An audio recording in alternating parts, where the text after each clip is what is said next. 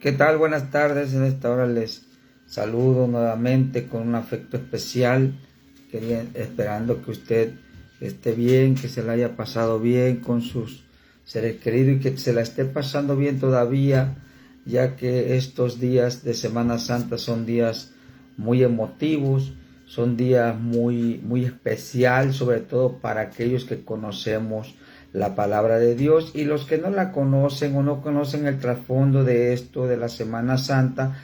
Hoy quiero aprovechar este tiempo precisamente para explicarle un poco acerca de lo que es la resurrección de Jesús y la importancia que tiene en nuestra vida. Por supuesto, esta resurrección de Cristo que la historia marca, ¿no? La historia menciona mucho este evento tan especial que sucedió hace miles de años, más de 2000 años tiene este evento que sucedió en la vida real, con un personaje llamado Jesús, Jesucristo. Cristo en griego quiere decir el ungido. Y Mesías en hebreo significa también lo mismo. Entonces, es por eso que quiero explicarle en esta tarde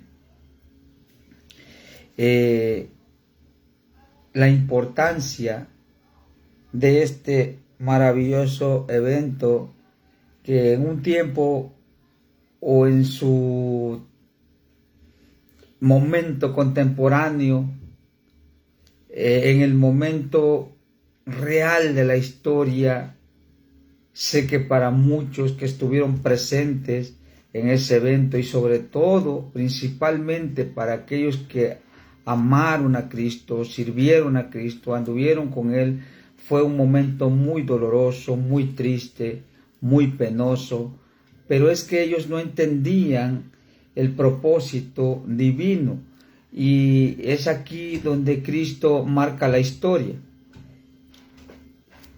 Jesucristo vino a este mundo según el Evangelio de Juan, capítulo 3, versículo 16, nos dice que fue por amor que Cristo se mostró a este mundo, pero Él no nada más vino a mostrarse como un personaje, como cuando usted escucha que va a venir algún artista a su ciudad, a su lugar de origen, donde usted vive, por supuesto, y usted anda haciendo todos los arreglos para estar en ese evento que va a haber, porque va a venir o va a llegar el artista de su agrado o su ídolo, para ser más correcto.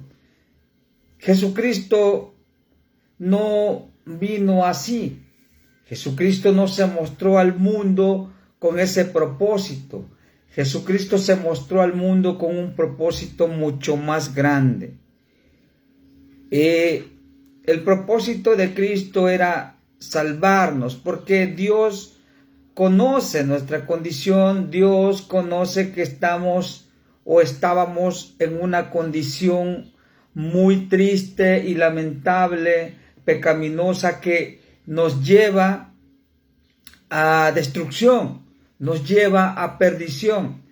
Pero es tan grande el amor de Dios que envía a su Hijo unigénito para pagar por nosotros, cosa que Él no debía, cosa que Él no tenía nada que ver, ese Dios poderoso. Sin embargo, Dios es tan bueno que se toma ese tiempo para venir a la tierra y pagar por esos pecados tan terribles. Por eso es aquí cuando Cristo, o a Cristo, mejor dicho, se le es mostrada una copa. Y es cuando Cristo dice: Padre, si es preciso que pase de mí esta copa sin que yo la beba, pero no se haga como yo digo, sino como tú dices. Dice Jesús: ¿usted qué piensa que contenía esa copa? ¿Usted qué piensa que contenía ese llamado cáliz?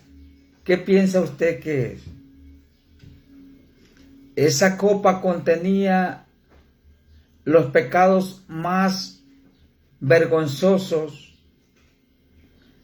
que usted pueda imaginarse. Por eso la santidad de Jesús rechazaba todo eso, porque los pecados son muy feos. Y Cristo dijo, si es posible, pase de mí esta copa sin que yo la beba, porque la santidad de Jesús es tan grande que no aceptaba en su santidad el mezclarse con ese pecado.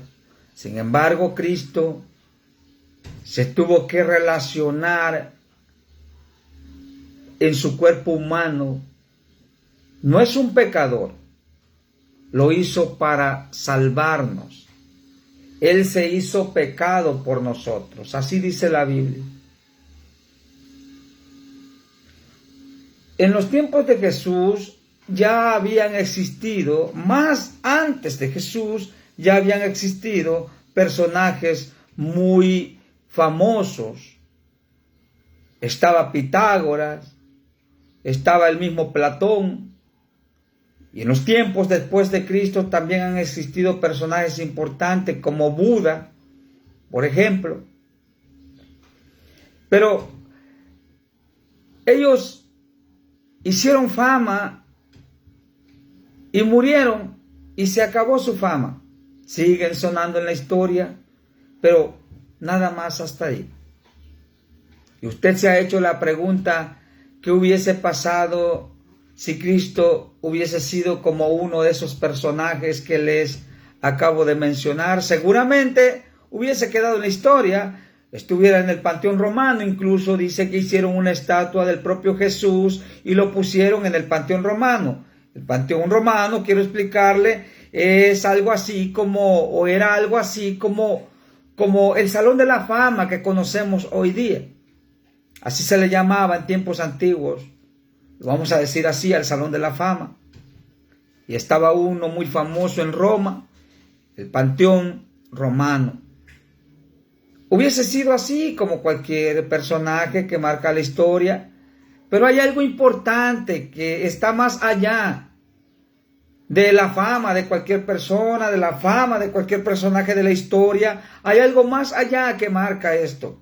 Hay algo más allá que quiero explicarle en esta tarde, y quiero leerle, por supuesto, en la palabra de Dios, un pasaje bíblico que dice así. Está en 1 Corintios capítulo 15, versículos 3 al 8. Quiero leérselo paulatinamente. Dice, porque primeramente os he enseñado lo que asimismo recibí, que Cristo murió por nuestros pecados conforme a las Escrituras, y que fue sepultado, y que resucitó el tercer día conforme a las Escrituras, y que apareció a Cefas, y después a los 12. Después apareció a más de 500 hermanos a la vez, de los cuales muchos viven aún y otros ya duermen. Después apareció a Jacobo, después a todos los apóstoles, y al último de todos, como a un abortivo, me apareció a mí. Eso dice el apóstol Pablo, escribiendo esta carta a los Corintios, o a la iglesia de Corinto. Aquí dice la palabra de Dios que Jesucristo, según las Escrituras, murió por nuestros pecados, y que también, conforme a las Escrituras, resucitó al tercer día. Pero hay unos personajes que han dudado de esto en la historia. Algunos historiadores han dudado de este acontecimiento y quieren averiguar a ciencia cierta si Jesucristo verdaderamente sí se salió de esa tumba, si verdaderamente resucitó. Muchos incrédulos han desafiado este evento y han ido más allá con su dinero, con su poder. La arqueología ha ido más allá y han buscado y han encontrado restos de las tumbas de personajes bíblicos importantes como María, por ejemplo, para aquellos que creen que María ascendió a los cielos como Jesús, no es cierto. Existe la tumba de ella y ella murió como cualquiera de nosotros. Está la tumba de José, el padre, se puede decir, el tutor de Jesús, se puede decir así. José, el marido de María. Están hermanos de Jesús que María tuvo, para aquellos que dicen que María no tuvo hijos. Esa es la peor tontería que he escuchado yo. Pues María fue una ama de casa como cualquiera, y en la antigüedad, el Israel antiguo, en el pueblo de Dios, lo que se caracterizaba como una bendición grande por parte de Dios era que una matriz fuera reproductora de hijos de una mujer, por supuesto.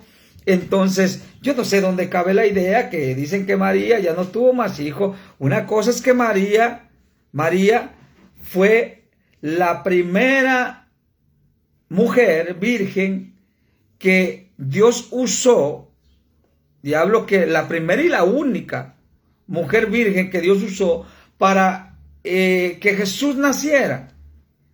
Y era una mujer virgen, pero eso no quiere decir que ella siguió siendo virgen, sino que cuando tuvo a Jesús, ella vivió su vida cotidiana, por supuesto, en santidad, siguiendo al Señor, creyendo las palabras de Jesús, ya que Jesús creció, pero ella fue una mujer común y corriente como nosotros, una ama de casa, una esposa que educaba a sus hijos conforme a los mandamientos de Dios. Pero eso no quiere decir que María no haya muerto, y han encontrado la tumba de ella y de sus descendientes. Los han encontrado los arqueólogos, los historiadores afirman y confirman esto. Pero ojo con esto, que la historia marca que la tumba de Jesús la han encontrado, pero está vacía. Está vacía, la tumba está vacía. Y esto significa que Cristo resucitó. Y es aquí donde quiero ir aterrizando esta reflexión, este tema tan importante, o la importancia de la resurrección de Jesús. Jesús, sin la resurrección, hubiese quedado como cualquiera de la historia que les acabo de mencionar. Pero lo que hace famoso a Jesús en la historia y sobresale sobre todos es la resurrección. Es que Él venció a la muerte. Jesús había muerto por nuestros pecados. Y usted se preguntará, ¿y qué pasó con los que habían muerto antes? ¿Qué pasó con aquella gente que murieron en el diluvio y Cristo pagó hace más de 2000 años? Pero el diluvio fue en el mundo antiguo, el más antiguo todavía de la época de Jesús. ¿Qué pasó con ellos? Jesucristo murió por nosotros, por nuestros pecados, pero entonces los que murieron, ¿qué pasó? Muchos se preguntarán esto, pero yo le quiero explicar esto conforme a la palabra de Dios, y quiero mencionarles lo que dice primera carta de Pedro, primera carta del apóstol Pedro, capítulo 3, versículo 18 al 20. Capítulo 3 de Primera de Pedro, versículos 18 al 20. Cristo fue y les predicó a los espíritus encarcelados. Déjenme y se lo leo. Dice, porque también Cristo padeció una sola vez por los pecados, el justo por los injustos, para llevarnos a Dios, siendo a la verdad muerto en la carne, pero vivificado en el espíritu. Y dice el 19, en el cual también fue y predicó a los espíritus encarcelados, los que en otro tiempo desobedecieron cuando una vez esperaba la paciencia de Dios en los días de Noé, mientras se preparaba el arca, en la cual pocas personas, es decir, 8, fueron salvas por agua. Dice la palabra que en otro tiempo esperaba la paciencia de Dios mientras Noé construía el arca.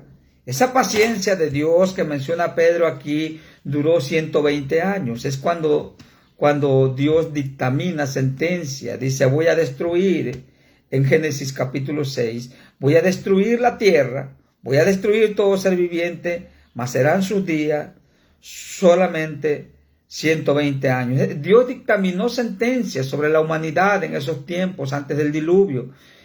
Y 120 años después, cuando se cumplieron los 120 años, se abrieron las fuentes, ¿verdad? Se abrieron los cielos y comenzó a llover extremadamente y se abrieron las cataratas de la tierra y comenzó a fluir agua por todos lados. Y es así como sucedió el diluvio. Y mucha gente desobediente, que incluso en esos 120 años que estuvo la paciencia de Dios aquí sobre la tierra, no entendieron. Mucha gente no entiende todavía. Pero Cristo, cuando murió, fue y predicó en el Espíritu a los espíritus encarcelados. Allí estaba Noé, allí estaba Abraham, allí estaban los rebeldes también de aquellos tiempos. Y Cristo les ofreció el tema de la salvación. Cristo les ofreció la oportunidad de ser salvos. Estaban allí encarcelados esos espíritus a causa de su maldad.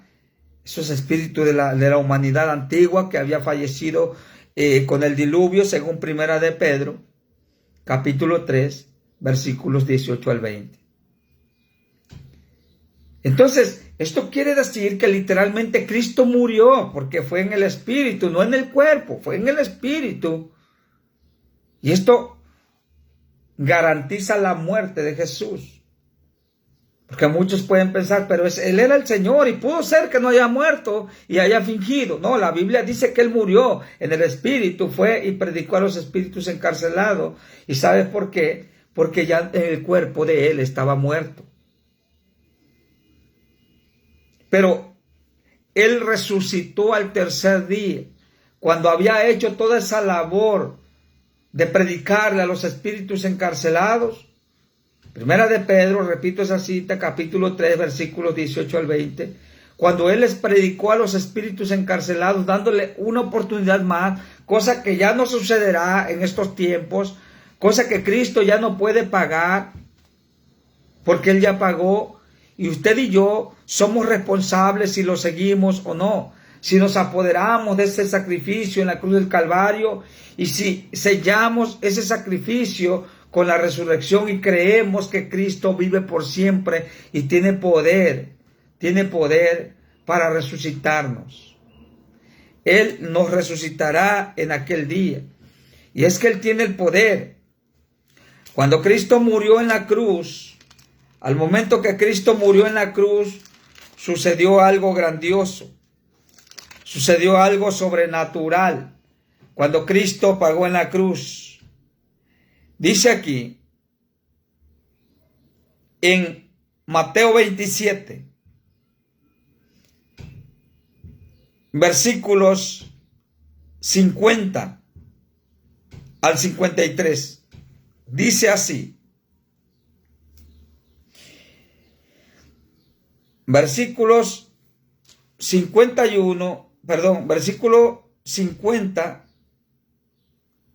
al 53. Nos habla de la siguiente manera: sucedió algo sobrenatural cuando Jesús murió. Y sucedió algo sobrenatural en los muertos. Oiga esto. En aquellos muertos que estaban allí, en la ciudad de Jerusalén, en un panteón que estaba allí, sucedió algo sobrenatural. Oiga esto, con cuidado. Este tema es muy importante. Yo quisiera que usted lo atesorara en su corazón. Versículos 50 al 53 del capítulo 27 de Mateo nos narra un evento sobrenatural sucedido al momento de la muerte de Cristo Jesús en esa cruz del Calvario. Dice así: mas Jesús, habiendo otra vez clamado a gran voz, entregó el Espíritu. Y he aquí, el velo del templo se rasgó en dos, de arriba abajo, y la tierra tembló, y las rocas se partieron. Y se abrieron los sepulcros y muchos cuerpos de santos, oiga, de gente que había creído en el Señor, y muchos cuerpos de santos que habían dormido se levantaron. Oiga esto, se levantaron al momento que Jesús murió. Se levantaron de la tumba. Ahorita te explico qué significa esto. Se levantaron y saliendo de los sepulcros, después de la resurrección de él, vinieron a la santa ciudad y aparecieron a muchos. Tremendo el suceso que pasó en el momento que Jesús murió. Había un panteón, repito, en Jerusalén, donde había gente que hacía tiempo había muerto creyendo al Señor. Y dice que cuando Jesús murió, esa gente santa, por supuesto, resucitó, se levantó de la tumba y se fueron con sus familias. Puede ser que haya sido gente que hacía tiempo, mucho tiempo, siglos incluso, que haya estado sepultado allí y resucitaron. ¿Y qué quiere decir esto, mis amigos, mis hermanos? Esto quiere decir que Cristo tiene el poder sobre la muerte, que Cristo va más allá de la muerte, que Cristo tiene todo el poder para destruir la muerte que había tenido cautivo a esos muertos que estaban en ese panteón en Jerusalén, en la ciudad de Jerusalén, porque Cristo fue crucificado a las afueras de Jerusalén, pero allí había un panteón que supuestamente, y debe ser así, esos panteones regularmente estaban fuera de la ciudad, como hoy día también los vemos en los pueblos, que los panteones los hacen a las afueras de las ciudades, porque pues es contaminación como quiera que lo veamos. Pero dice aquí que sucedió este evento tan sobrenatural y esos muertos que habían estado se fueron con su familia, se fueron con los suyos, vivieron otro tiempo. Y Cristo da a entender que Él tiene el poder para resucitarnos. La resurrección de Jesús es garantía de nuestra resurrección también, de que un día nosotros resucitaremos, nosotros moriremos, seremos sepultados, pero hay una garantía muy segura, hay algo muy real que Jesús dice: yo le resucitaré en el día postrero. En el Evangelio de San Juan, capítulo 11, nos narra otro evento antes de que Jesús fuese tomado prisionero y llevado a la cruz. Nos narra la historia de la resurrección de Lázaro. Ese es catalogado por muchos teólogos como el último milagro de Jesús en vida, en el cuerpo humano.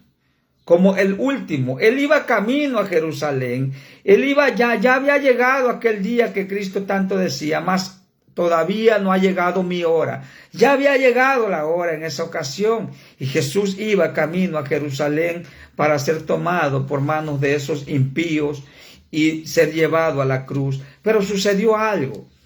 Allí, mientras Jesús estaba ausente, mientras Jesús andaba haciendo su ministerio terrenal con sus discípulos, Marta fue a avisarle que su amigo Lázaro estaba muy enfermo y que estaba al borde de la muerte. Y Jesús dice: voy a ir después de algunos días más, me quedaré en este lugar algunos días más, pero prometo ir, le dice a Marta. Y a los varios días, a los 4 días, él llegó a ese lugar. Y sucedió que cuando llegó a Betania, donde estaban velando, donde estaban dándole las condolencias a la familia de Lázaro, a Magdalena y a Marta y a toda la familia de esa casa, sucedió que Jesús llegó en esos momentos. Y Jesús le dice algo muy característico a Marta, que está en los versículos 25 y 26. Le dijo: yo soy la resurrección y la vida. Y también le dijo: y todo aquel que vive y cree en mí, aunque esté muerto, vivirá. Esas son palabras no mías, son palabras de alguien mucho más importante que yo, mucho más grande que yo, mucho más grande que cualquier artista famoso, que cualquier famoso de la historia. Esas son palabras de Jesús. Y dice: Yo soy la resurrección y la vida. El que cree, el que vive y cree en mí, aunque esté muerto, vivirá. Y Jesús es llevado hasta la tumba de Lázaro y se para frente a la tumba de Lázaro y le habla a Lázaro y le dice: Lázaro, sal fuera. Y Lázaro salió después de 4 días de muerto que tenía ya dentro de esa tumba. ¿Y qué significa esto? El evento de la resurrección de Lázaro no es cualquier evento, no es para que digamos: wow, Jesús, qué poderoso. Sí, también es bueno pronunciarlo, pero esto va más allá. Con este evento Jesucristo daba a entender a los religiosos de aquellos tiempos que ahí lo iban siguiendo, allí iban siguiendo los religiosos, los fariseos, los escribas, los saduceos, los sacerdotes, sumos sacerdotes, iban siguiendo a Jesús a ver en qué tropezaba Jesús. Y Jesús le muestra ese evento sobrenatural, dándoles a entender que Jesús está por encima de la muerte. Jesús resucitó a Lázaro, dando a entender que sus promesas son verdaderas. Jesús nos resucitará en aquel día porque tiene el poder y no porque no lo haya demostrado ya. Eventos bíblicos no mencionan la demostración de ese poder sobrenatural de Cristo Jesús. Yo te invito a reflexionar. Es de suma relevancia la resurrección de Jesús y los eventos que sucedieron en la historia. Es de suma relevancia porque Cristo nos levanta también. Con la muerte y resurrección de Cristo también Él nos da vida al momento de su resurrección. Él nos da vida. La palabra dice que Él nos dio vida. Aunque estábamos muertos en nuestros delitos y pecados, Él nos dio vida porque Él con la resurrección selló esa palabra, selló esa promesa. Una promesa sin la resurrección de Dios. Una promesa sin la resurrección de ese Cristo Redentor. Una promesa sin la resurrección es una promesa que te puede fallar. Es una promesa que puede que puede llevársela al viento. Es una promesa que podría quedar solamente allí, como una promesa, como cualquier político. Pero quiero decirte que eventos sobrenaturales, como los que te acabo de mencionar en Mateo capítulo 27, versículos 51 al 53, nos mencionan que Cristo resucitó a esos que estaban en el panteón. Nos muestra que Cristo resucitó a Lázaro. Nos muestra que Cristo resucitó a muchas más personas en la historia. A la hija de Jairo, a muchas personas resucitó Jesús. Y Él con toda autoridad dice a Marta: yo soy la resurrección y la vida. El que muera, aunque crean los demás, se rían de uno, que diga: mira, siguió a Cristo y allá está en la tumba, ¿cuándo lo ha resucitado? Oh, sorpresa, porque esa sorpresa llegará algún día y esos muertos que murieron en Jesús resucitarán en aquel día, porque el sello, la garantía de esto que te estoy diciendo yo está en el evento más grande sucedido en la historia y que marcó para siempre la historia. Un antes y un después marca la resurrección de Jesús. Y es que no resucitó por presunción. Él siempre ha sido Dios. Él siempre ha sido el Todopoderoso. Él es el mismo de ayer, hoy y por los siglos. No lo hizo por presunción. No lo hizo para demostrar qué tanto poder tiene. Bueno, eso es pero no lo hizo para demostrar y dejarnos con el ojo cuadrado. Lo hizo para darnos una esperanza de vida eterna. Nos agregó a esa resurrección. Nos incluyó en esa resurrección. Y yo te invito, amigo, amiga, que reflexionemos en esto. Cristo resucitó con un propósito. Y el propósito es darnos vida después de la muerte. Y a esta vida se le llama vida eterna. Dios te bendiga en esta hora. Voy a cerrar con una cita muy importante para aquellos que creen que pueden hacer, ya que Cristo pagó por nuestros pecados, y creen que también pueden hacer lo que quieran porque Cristo ya pagó por nuestros pecados. Ojo, yo te voy a dar una palabra que está en Hebreos capítulo 9, versículo 28. Te voy a dar una palabra poderosa en esta tarde.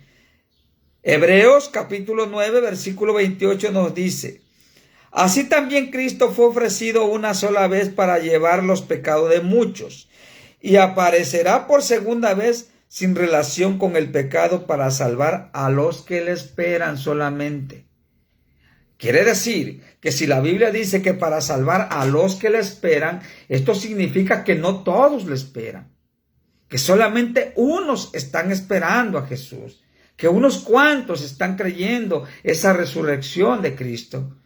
Esto quiere decir que no cualquiera entra dentro de esa resurrección de vida eterna. Ojo, todos seremos resucitados, tanto pecadores como justos, pero los pecadores estarán en un lugar apartado de esa presencia de Dios. Es importante esto. Todos resucitarán, pero los que están en Cristo resucitarán en la primera, a la primera trompeta. En la primera resurrección, porque la primera trompeta significa la primera resurrección. La segunda trompeta significa la resurrección de los pecadores que no tienen parte ni arte o ni suerte en esta resurrección de Cristo. Y dice que aparecerá por segunda vez sin relación al pecado. ¿Por qué creen ustedes? Porque cuando Cristo vino la primera vez y y pisó la tierra, Él traía relación con el pecado. ¿Y por qué traía relación con él? Porque vino a salvarnos de esos pecados. Vino relacionándose con ellos para salvarnos. Pero hoy día, la gente que ha tomado en serio el sacrificio de Cristo, la gente que verdaderamente ha dejado las cosas mundanas, se ha alejado de las cosas perversas de esta vida y espera solamente en Cristo. Esa gente es por la que viene Cristo. Esas personas son por las que viene Él. Dice, por aquellos, dice claramente. Dice, y aparecerá otra vez, por segunda vez, sin relación con el pecado para salvar a los que le esperan. Esto es importante. Por eso te invito a reflexionar, amigo, amiga, hermano también que te has salido del carril. No lo has perdido todo, no has perdido la salvación. Vuélvete al carril, vuélvete a las cosas buenas del Señor. Vuélvete a la senda antigua y Dios te espera con los brazos abiertos. Cristo quiere salvar tu vida. Cristo selló esta resurrección, esta salvación tan grande con su resurrección. Él está por encima de la muerte, Él está por encima de todo. Él viene por segunda vez, pero ya sin relación con el pecado. ¿Qué quiere decir esto? Que ya no hay más sacrificios por los pecados. Él ya lo hizo, pero hay que seguirlo. Dios te bendiga en esta hora. Hasta la próxima. Quiero saludar a mi hermana Julieta Mojica y al pastor David Hernández. Dios te bendiga hasta Oaxaca. Dios bendiga al pastor David Hernández. Un abrazo grande hasta Oaxaca. Me despido, mis hermanos, mis amigos. Me despido con esta reflexión y Dios los fortalezca y me fortalezca también a mí y que nos haga llegar hasta el final de la historia. Que nos haga llegar, que nos haga perseverar nuestro Señor hasta el fin, porque aquellos que perseveren hasta el fin, dice la Biblia, estos serán salvos. Dios te bendiga en el nombre de Jesús. Amén.